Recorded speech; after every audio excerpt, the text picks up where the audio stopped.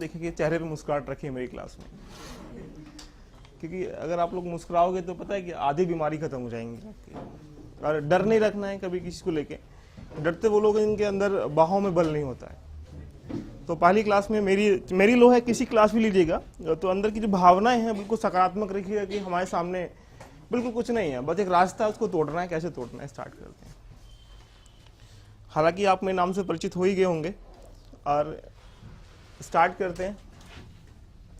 CSAT, क्योंकि नाम बड़ा भयानक है। हालांकि आप भी जानते हैं कि यूपीएससी एक व्यक्ति का एग्जाम नहीं, व्यक्तित्व का एग्जाम है, और उसके एग्जाम के लिए आपको कोई ज्ञान की आवश्यकता नहीं है। जो आपके अंदर जो ज्ञान है उसको रिप्रेजेंट करने की आवश्यकता है कि उसको रिप्रेजेंट कैसे करना है। आप लोग बचपन में सब सीख के आ रखे हो, बट समस्या क्या है कि वो एकेडमिक लेवल पे सीख रहे थे और आप आज क्या है कंपटीशन लेवल पे आप लोग सीख पा रहे हैं। अब सर ने बताया जैसा बहुत अच्छा बताया, और उसको कैसे आपको सीखना है ये आपके पास चुनौती बनेगी। छोटी सी बात सोचो, आपको मार्कर लिया आपने और मार्कर को डिजाइन करना, तो पहले आप लोग क्या करोगे, इसमें मार्कर के लिए इंक लेके आओगे या मटेरियल लेके आओगे या फिर इसका फिगर मेंटेन करोगे। पहले तो पहले डिजाइन करोगे कि इसका स्ट्रक्चर क्या होना चाहिए। तो पहले हम लोग समझेंगे कि सीसेट है क्या। सीसेट कुछ नहीं है, लोगों के लिए डराने के लिए एक शब्द है कि जब एग्जाम में बच्चा कहीं ना कहीं रुक नहीं पा रहा तो उसको रोकने के लिए हमने क्या स्टार्ट कर लिया, सीसेट। सब जानते हैं बेसिकली कि कब से स्टार्ट किया गया इसको, 2011 से। और लगातार देखा जाए इसका वेटेज जो है लगातार निरंतर भयानक रूप से बच्चों को परेशान कर रहे हैं, और परेशान उन्हीं बच्चों को कर पा रहा है, ध्यान रखिएगा, जो लगातार डर पा रहे हैं कि हमारा बैकग्राउंड एकेडमी में मैथ नहीं रहा, हम लोग बायोलॉजी से हैं या कॉमर्स से है, नहीं फर्दर है। ध्यान रखिए, हालांकि मैथ से कितने लोग हैं background, raise your hand. Very good, कोई दिक्कत ही नहीं इनका साथ। और बाकी जो लोग नहीं है उनके साथ और भी दिक्कत नहीं, ध्यान रखिएगा। क्योंकि आप लोगों के ध्यान रखिएगा, आपने एक चेयर को बना लिया पहले, तो चेयर को असेंबल करना है मुझे बस। और जिन लोग बिल्कुल नहीं पढ़ पाए, ध्यान रखिएगा, उनकी तो चेयर को ऑटोमेटिकली मैं ही बनाऊंगा, ध्यान रखिएगा। तो आप समझ जाइए कि ये तो अच्छे हैं ही, जो लोग नहीं पढ़े ये और भी अच्छे हैं, ध्यान रखिएगा। हालांकि डर इनको कम होता है, इनको डर क्या होता है, ध्यान रखिए, और ज्यादा होता है। तो मैंने कह दिया कि ये तो और भी अच्छे हैं, क्योंकि इनकी डिजाइन क्या करूंगा, मैं ही डिजाइन करूंगा इनके पॉइंट ऑफ व्यू को। चलिए स्टार्ट करते हैं। तो डर तो नहीं है किसी के अंदर ना सीसेट के लिए। अगर मेरी क्लास में आप लोग आ गए हो तो मैं प्रॉमिस कर रहा हूँ कि विद इन 2-3 क्लास हम लोग लग जाएगा कि हाँ सीसेट कुछ भी नहीं है, बस एक हुआ था, और उसको दूर करने के लिए कैसे हमने डिजाइन किया। और यूपीएससी सिर्फ एक बातों का और एक चीजों को एनालाइज करने का ही क्या है, एक तरीका है। सब जानते हैं कि लोकतंत्र क्या है, प्रजातंत्र क्या है, या ब्यूरोक्रेसी क्या है, डेमोक्रेसी क्या है, बट डिजाइन तुम कैसे कर पाओगे, तुम्हारे ऊपर पर्सनैलिटी है। एक बंदा सुबह शाम तक किताब को पढ़ रहा है, रट रहा है, टीचर के नोट्स को पढ़ रहा है, बट वो सफल क्यों नहीं हो पा रहा, क्योंकि अपने माइंड को डिजाइन नहीं कर पा रहा। तो यूपीएससी में अगर आप लोग बैठे हो, ध्यान रखें, तो पहले डिजाइन करना सीख जाइएगा कि एनालाइज कैसे करते हैं चीजों को। कोई टॉपिक आया, आपने उस टॉपिक को पढ़ा, चाहे वो टॉपिक जीके का हो, चाहे वो मैथ का हो, रीजनिंग हो, एनी फर्दर जीएस में अदर पार्ट कोई भी हो, देख लीजिएगा। बट उसको डिजाइन करने से पहले जान लीजिएगा कि इस टॉपिक के आने की इसमें क्या मर्यादा है, ये टॉपिक इसमें इन्वॉल्व क्यों किया गया, यूपीएससी आपसे ये मांगता क्या है।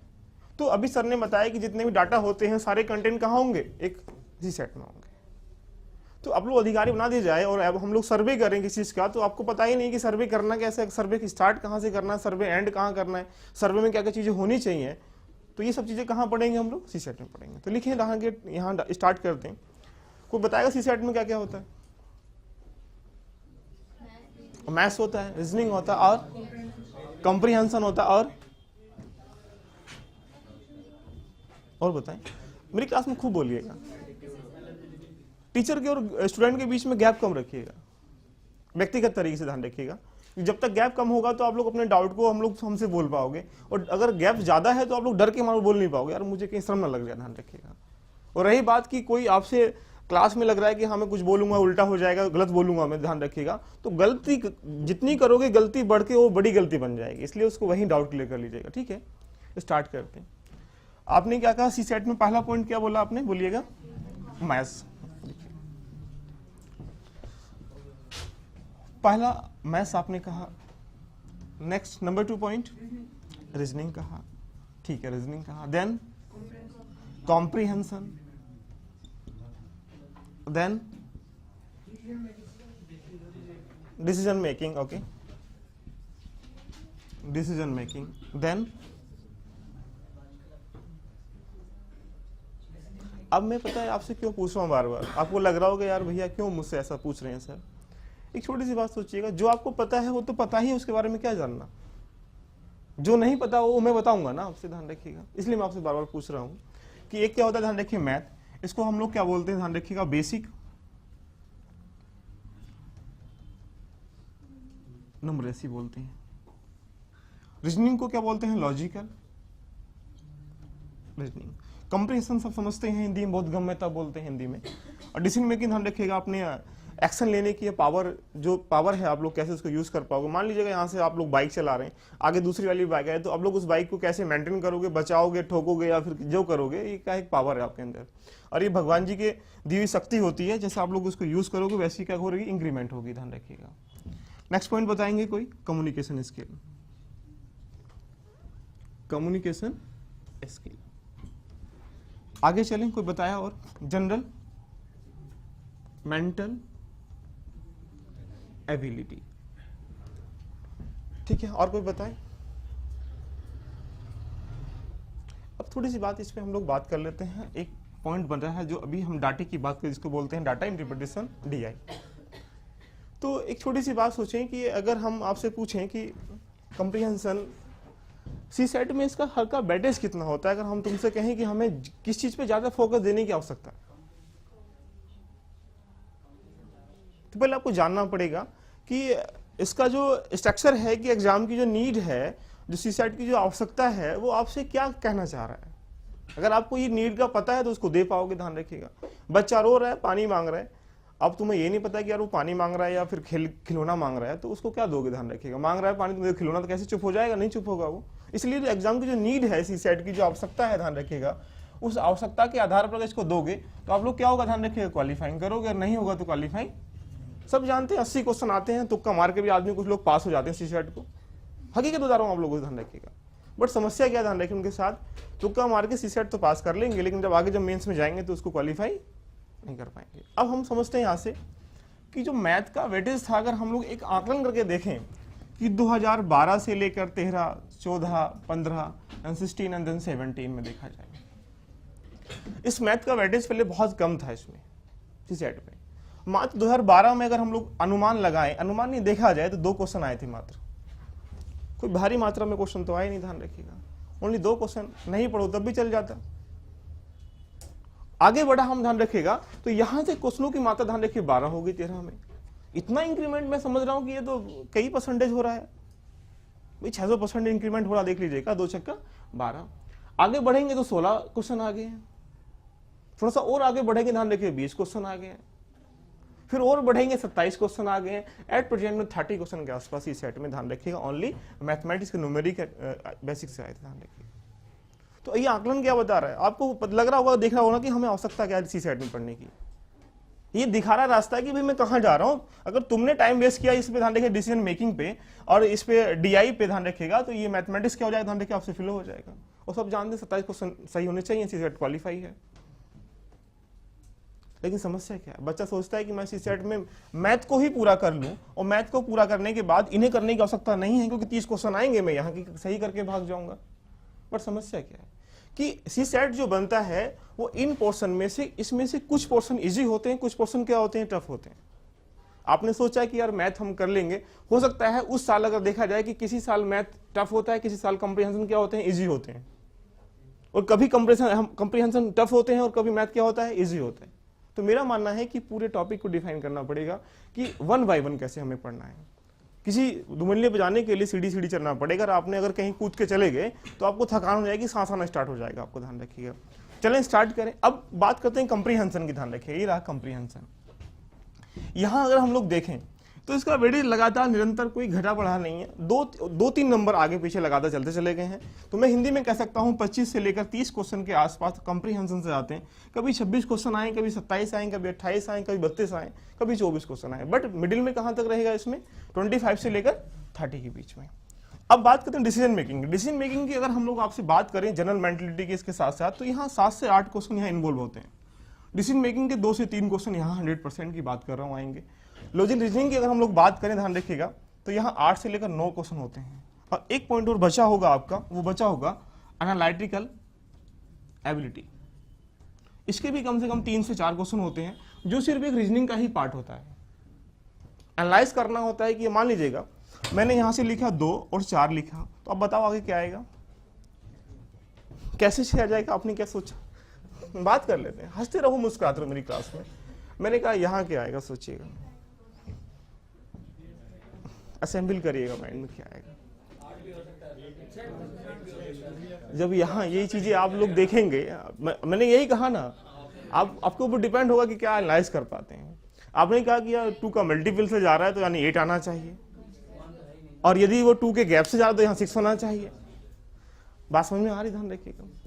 और अगर हम लोग एक तुलना इसमें और भी करें, ध्यान रखिएगा, सम विषम पे जाएं तो हम लोग देखें कि यहाँ 2 नंबर सम है, 4 सम है तो 6 आ जाएगा उसके वे पे। तो ये डिपेंड करेगा ऑप्शन के ऊपर, ध्यान रखिएगा। तो इसी को हम लोग बोलते हैं एनालिटिकल एबिलिटी, ध्यान रखिएगा, जो कि इसका ही क्या है, ध्यान रखिए, हिस्सा है, ध्यान रखिएगा। हालांकि जो ये DI ही है ना, इनको तोड़ने के लिए मैंने ऐसा किया कि DI जो है ये भी किसका हिस्सा है, ओनली मैथ।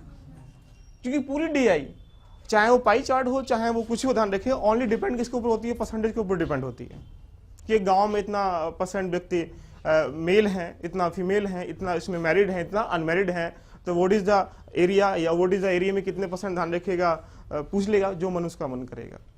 तो अब हम एक बात आपको समझ पा रहे हैं कि कर रही कम्युनिकेशन स्किल की बात, यहां से ये ऑप्शन CSAT के पार्ट में होता है कि कैसे होती है। बट आज तक का रिकॉर्ड है कि इस 11 से लेकर 17 तक के एग्जाम में इससे आज तक का एक भी क्वेश्चन एग्जाम में नहीं आया है, 0 का वेटेज रहा है इसमें। अब जनरल मेंटलिटी की बात करें, कितना क्वेश्चन हो गया यहाँ से, 7 से 8। अब एक बात सोचिएगा, आप लोग आराम से लगाइए, DI की बात करेंगे 3 से 4 ग्राफ आते हैं, 3 से 4 क्वेश्चन आते हैं। अब ये बताइएगा CSAT में पढ़ने के लिए पहले हमें आवश्यकता क्या है, ध्यान रखिएगा। कम्युनिकेशन की कोई आवश्यकता तो हमें है नहीं, और समझ में आ रहा है। तो अब तुमको देख पा रहे हो कि यार CSAT में जो डर है हमारा वो कहाँ पैदा हो रहा है। कोई भी व्यक्ति 100% तो मैं कह सकता हूँ कोई कर ही नहीं पाता है, ध्यान रखिएगा।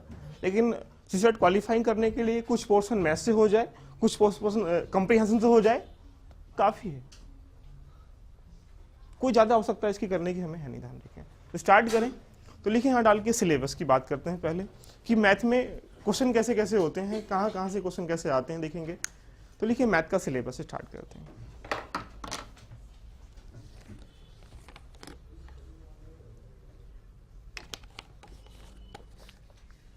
जिनको डर है मैथ से और बिल्कुल छोड़ दीजिएगा। जो एकेडमिक का मैथ होता है वो कंपटीशन में या किसी एग्जाम में UPSC में पूछता भी नहीं है, कि जब एकेडमी में आप लोग पढ़ के आ गए हो तो उसमें जो नई चीजें डिजाइन करनी है वो आपको पूछेगा, आपसे, ध्यान रखिएगा। और 80 क्वेश्चन कोई ज्यादा नहीं होते करने के लिए, टाइमिंग भी काफी मिलता है, आपको पता है। बट उसको कैसे सोचना है, ये चीजें घुमा के जो आती हैं, लिंक करके जो आती है, इनको कैसे हम लोग सीखेंगे, देखिएगा। हालांकि मैं कहूं कि रीजनिंग और मैथ्स पूरा एक क्वांट का ही हिस्सा है। रीजनिंग में भी ध्यान रखिएगा कैलकुलेशन है, और मैथ में भी क्या है, कैलकुलेशन है। बट डिपेंड क्या है कि उसकी कैलकुलेशन के कैलकुलेशन में थोड़ा थोड़ा अंतर है। उसमें थोड़ा सा एनालाइज करने के लिए समय मिल जाता है, यहाँ पे डिजाइन करने के लिए समय मिल जाता है हमारे लिए। स्टार्ट करते हैं। देखिए मैथ में क्या क्या एग्जाम में CSAT में आज तक का आया हुआ है और क्या क्या एग्जाम का सिलेबस होता है। पहला पॉइंट, एक टॉपिक है जिसका नाम है नंबर सिस्टम। नंबर सिस्टम कहा है संख्या पद्धति।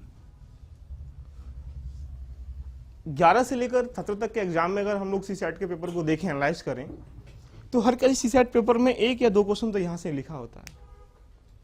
तो मैं कहूं कि ये तो 100% कंफर्म है कि ये तो आएगा ही आएगा, ध्यान रखिएगा। नेक्स्ट पॉइंट की बात करें LCM और SC। इसमें भी देखा जाए तो 11 में क्वेश्चन था, 13 में क्वेश्चन था, बाकी बीच में 1-2 गैप में क्वेश्चन नहीं आए इससे। तो मैं हिंदी में कहूं कि इसको भी एक बेसिकली पढ़ने की हमें क्या आवश्यकता है। आगे पढ़ेंगे हम लोग, एक टॉपिक होता है एवरेज। एवरेज मतलब कहा जाए तो औसत। इससे भी लगातार 5-6 साल के पेपर में CSAT में देखें हम लोग, ध्यान रखिएगा, तो 1-2 ईयर पेपर में क्वेश्चन नहीं आए हैं और फिर बीच में आ जाते हैं। तो मैं कह सकता हूं कि इसको रेडी करने की क्या हमें आवश्यकता है। देन आगे चलेंगे time and work, after pipe and टंकी, pipe and citizen, time and distance. मैं अभी बता दूंगा, एक बार लिख लीजिएगा आप लोग, ठीक है। ट्रेन इसी का पार्ट है। Then profit loss, percentage, then age based question, हालांकि रीजनिंग का पार्ट है, आयु संबंधी प्रश्न, बट हम मैथमेटिक्स में इसको कवर कर लेंगे। एज बेस्ड क्वेश्चन, ठीक है। एक मिक्सचर होता है, इसी के साथ रेशियो को हम लोग ले लेंगे, रेशियो एंड प्रोपोर्शनल, ठीक है। और एक मेंसुरेशन का कभी कभी एक क्वेश्चन आ जाता है, और SI और CI, simple interest and compound interest, ठीक है। अभी और बचा, इसको उतारें और अभी बात करेंगे इधर से, तो परमुटेशन एंड कॉम्बिनेशन, क्रमशः और संचय, ध्यान रखिएगा, परमुटेशन एंड कॉम्बिनेशन। और एक टॉपिक बचा है जिसको बोलते हैं स्क्वायर, जो छोटी छोटी सीरीज में करके आ जाता है, इसको सीरीज लिख सकते हैं, सीरीज। तो बेसिकली अगर इन सब टॉपिक को एनालाइज हम लोग करें तो यहाँ से कहीं ना कहीं 11 में, 12 में, 13 में लगातार कंटिन्यूस सेट के पेपर में कहीं ना कहीं से क्वेश्चन मिले हैं। इतना अंतर होता है कि कहीं से एवरी ईयर आते हैं और कहीं, ध्यान रखिएगा, बीच बीच में वो छोड़ता रहता है, ध्यान रखिएगा।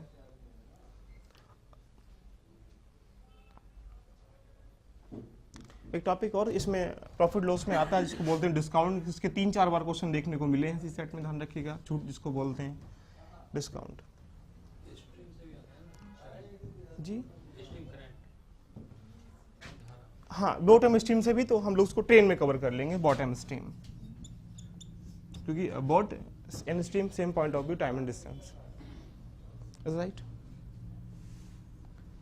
तो अब हम लोग ये देखें कि यहाँ से ज़्यादातर महत्वपूर्ण जो चीज़ें हैं, जहाँ से एग्जाम 100% क्वेश्चन लेके ही आता है, ध्यान रखिएगा। तो ये जो टॉपिक है, जिससे मैं एक बार कहूँ कि जैसे इंग्लिश में बात करूँ, तो इंग्लिश में पूरे इंग्लिश की जो एक मेंटेनेंस ही करता है, वो क्या करती है, वर्ब करती है। ऐसा ही है ना, कोई सेंटेंस बिना वर्ब के नहीं बनेगा, विदाउट सब्जेक्ट बन जाएगा, ऑब्जेक्ट बन जाएगा, बट वर्ब के बिना कोई सेंटेंस। तो वर्ब क्या है, इंग्लिश की एक आत्मा है, ध्यान रखिए। ऐसे ही मैं कहूँ अगर पूरे मैथमेटिक्स में अगर हम लोग देखें तो ये जो परसेंटेज टॉपिक बैठा है ना, परसेंटेज, एक पूरा परसेंटेज एक अपने आप में, ध्यान रखिएगा। देखो SI पढ़ेंगे तो परसेंटेज में रेट ऑफ इंटरेस्ट आएगा, ठीक है। प्रॉफिट लॉस पढ़ेंगे तो परसेंटेज में प्रॉफिट लॉस होगा, ध्यान रखिएगा। उसके बाद अगर हम लोग टाइम एंड डिस्टेंस अगर हम लोग लेके जाएंगे तो यहाँ भी परसेंटेज कुछ हिस्सा होगा कि मेरी जो पावर है, मेरी जो इफिशिएंसी पावर है, उससे क्या मोर देन 20%। तो यहाँ भी हम लोग परसेंटेज यूज करेंगे, टाइम एंड डिस्टेंस में परसेंटेज यूज करेंगे, और ट्रेन में भी। मतलब कहा जा सकता है कि परसेंटेज क्या है, एक मैथ की क्या, ध्यान रखिए, पूरी आत्मा है। हर तरह से क्वेश्चन, तो यहाँ से सीसेट क्वेश्चन एवरी ईयर में 2 से 3 क्वेश्चन लेके आता ही आता, ध्यान रखिए। हाँ, ये कह सकता हूँ कि यहाँ से मैं हिंदी में कहूँ कि सॉरी मिक्सचर या रेशियो से कभी क्वेश्चन आएंगे, कभी क्वेश्चन, लेकिन भाई इसी साइड के तुम्हारे भाई तो कोई बैठा नहीं है वहाँ पे कि ये कहेगा इस बार टाइम एंड डिस्टेंस आ रहा है, टाइम एंड वर्क नहीं आ रहा है, इसलिए इसको मत पढ़ना। तो अब स्टूडेंट वर्क से हैं, इसलिए मेरा मानना है कि एक बार अगर पूरे को स्टेप बाय स्टेप पढ़ लेंगे, ध्यान रखिए हम लोग ना, तो क्या होगा, हमारा एक बेस क्लियर होगा। लग रहा है कि हाँ मैथ को एक दिन में पढ़ना है, पॉसिबल नहीं है, सीख पाओगे लेकिन जान नहीं पाओगे चीज़ को। तो स्टार्ट करते हैं, देखिए पहले समझते हैं मैथ क्या होता है। लिखिए, डाल के इसमें स्टार्ट करें, लिख देते हैं नंबर सिस्टम। बोलिए कुछ। अभी ना इसमें DI में पढ़ेंगे, जो पाई चार्ट होता है, ग्राफ होता है, सारे इसमें आ जाएगा वो।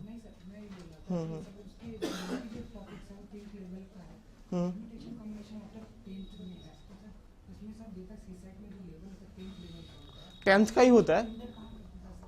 देखो 2 चीजें होती हैं, जैसे कि अब मैं सारी चीजें एक्सप्लेन कर रहा हूं, देखिए बोर्ड पे कोई भी टॉपिक होगा वो सारे 10th लेवल का ही लिखा है। अब सोचिएगा कोई एग्जाम अगर कंडक्ट करा रहा है, कोई भी संस्था करा रही है, ध्यान रखिएगा, तो लिखने के पास ऐसा कभी हो ही नहीं सकता है कि जो लेवल लिखा है उसी लेवल का आ जाए।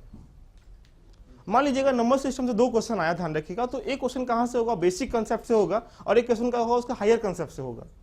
अब सोचिएगा मैं यहाँ से बेसिक कंसेप्ट करा के निकल के चला जाऊं, और आप लोग क्या सोचेंगे, यार हायर से नहीं हुआ और 2 क्वेश्चन आ गए यहाँ से, तो एक तो आप कर पाओगे, तुम्हें उस टाइम मेरी याद आ जाएगी कि भैया ने कराया था ऐसे। बट जब एक जवाब छूटेगा तो गुस्सा भी आएगा। तो मेरा एक कंसेप्ट आपके सामने ये रहेगा, ध्यान रखिएगा, कि जब हमें किसी समुद्र में डुबकी लगानी है, ध्यान रखिए, तो आराम से लगा के पूरी डुबकी क्यों लगाया जाए। कि 2 कंसेप्ट होते हैं किसी भी टॉपिक के, ध्यान रखिएगा, एक बेसिक कंसेप्ट होता है, ध्यान रखिएगा, और एक हायर जो टफ कंसेप्ट होता है। अगर हम लोग बेसिक को भी पढ़ लें और हायर को भी पढ़ लें तो आपके सामने कोई समस्या नहीं आएगी, ध्यान रखिएगा। क्लियर है। चलें स्टार्ट करें। लिखिए पार्ट ऑफ नंबर सिस्टम।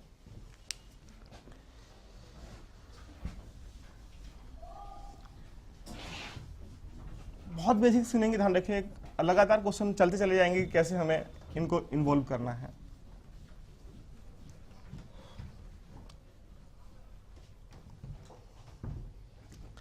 पहली बात तो हम आपसे पूछेंगे व्हाट इज द नंबर, कि नंबर क्या है।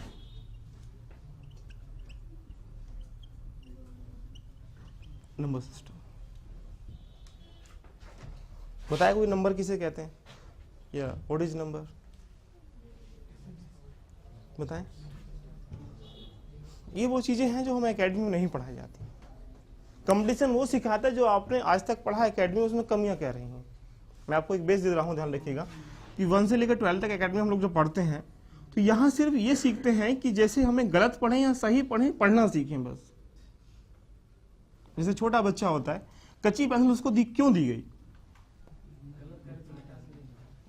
इसलिए कि लिखना सही सीखे, इसलिए गलत लिखना सीखे? नहीं, गलत लिखे या सही लिखे, लेकिन लिखना सीखे पहले। तो एकेडमी भी सिर्फ यही है कि कुछ न कुछ करना सीखो पहले, बाकी जब यहां से करके तुम आगे जाओगे, ध्यान रखिएगा, तो फिर उसको एनालाइज करना सीखिएगा। तो जब आप लोग यहाँ कंपटीशन में बैठते हैं, तो जो वर्तमान जो चीजें होती हैं उनको सुधार के नई चीजें एस्टैब्लिश करनी है हमें, तो कैसे करेंगे, वो क्या है, कंपटीशन बन जाता है। हालांकि अगर हमने ज्ञानी व्यक्ति अगर लेना होता IAS में, तो समझ सकते हैं कि IIT को उठा के ले आते, ले भैया तू UPSC क्वालिफाई कर, बिना करे DM बन जा, आराम चला दे, इसको कोई दिक्कत नहीं है। बट आपको ज्ञान का परिचय नहीं है, जो आपके अंदर छुपी हुई चीजें हैं उनको आप लोग उसको रिप्रेजेंट कैसे कर पाते हैं, वो तरीका क्या है। आप लोग पूरी सारी किताबें पढ़ लीजिएगा और UPSC में जाके बैठ जाइएगा, बिल्कुल सेम लिख के आइएगा। मैं ये भी नहीं कह रहा, बिल्कुल सेम लिखने की कॉपी, ध्यान रखिएगा, आपको कभी पास नहीं करेगा।